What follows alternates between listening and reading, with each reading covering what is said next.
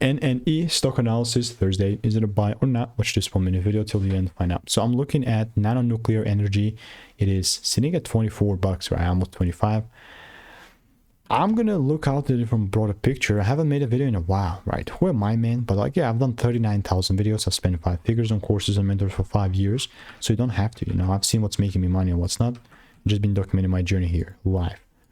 With this specifically, I'm just gonna mark down the tops. There you go. As sort of targets. Well, how the heck would I target that?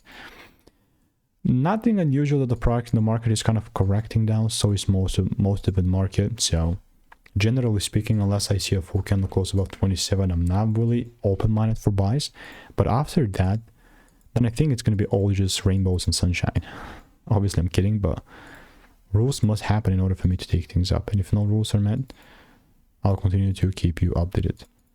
What I'll keep doing in the meantime is I'll keep waiting. That being said, if you want to make more money trading in a simple, lean way, click the first link in the description. It's free newsletter.